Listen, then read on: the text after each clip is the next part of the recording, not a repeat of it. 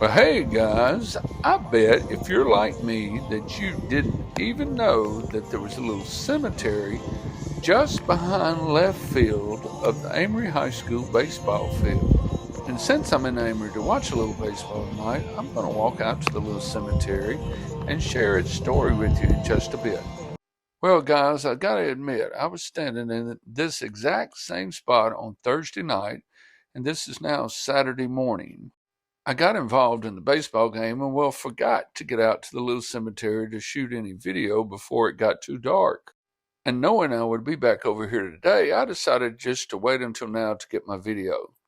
And if you're wondering what happened, well, an EF3 tornado passed right through the Amory High School baseball field just about 8 hours or so ago. I want this video to be about the Johnsons and the Cooks and the Malones, the people we'll find in this little cemetery if it's still there, not so much about the tornado and its destruction, although I guess the two are now kind of interwoven.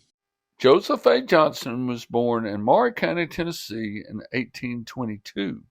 He married a Wilmuth Malone of Monroe County, Mississippi, somewhere in the 1840s. She was the daughter of Miles Malone and his wife, Jane.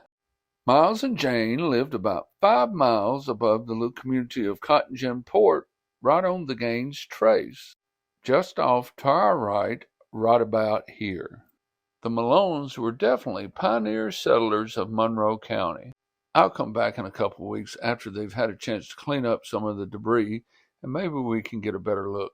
John W. Cook was the product of Jane's first marriage. He apparently was the early Monroe County Whig politician.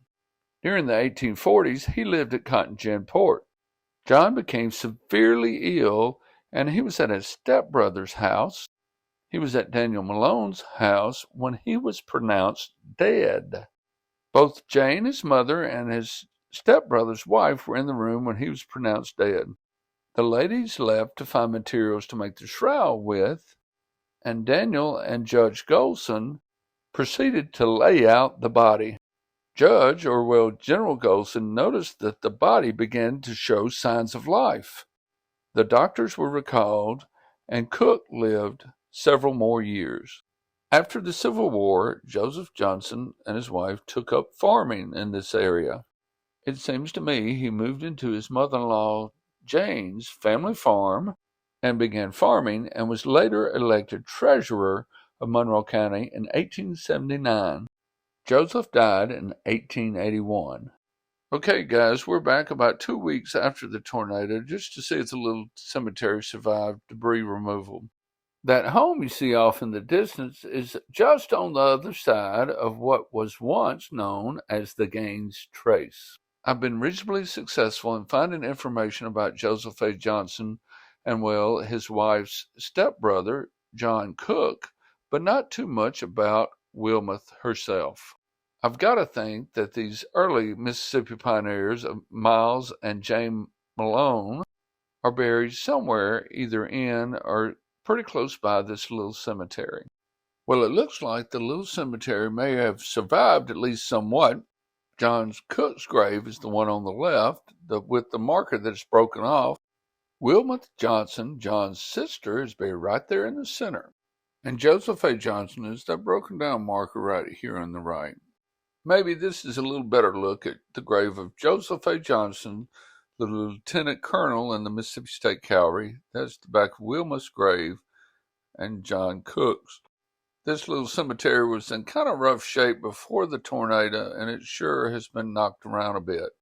I think this is an outstanding example of the small things in our surroundings that have stories to tell that are soon to be lost to time. This is the front of John's grave. As you can tell, you can't really see much on that marker. I gotta believe that John and Wilmuth's mother is located somewhere close by. Wilmuth's stone here has fared a little bit better over the course of time. And well, as you can see, Joseph's marker has just, well, been knocked around a bit. Wilmuth's family, the Malones, were certainly what I call entry-level pioneers, folks that were living and trying to inhabit this land back in the 1830s. And let's not forget John Cook, the man who died twice. Nonetheless, I hope you've enjoyed learning a little bit about an early Monroe County pioneer family. And the next time you go to a high school baseball game, look out over the left field wall. You just never know what you'll find there. Thank you.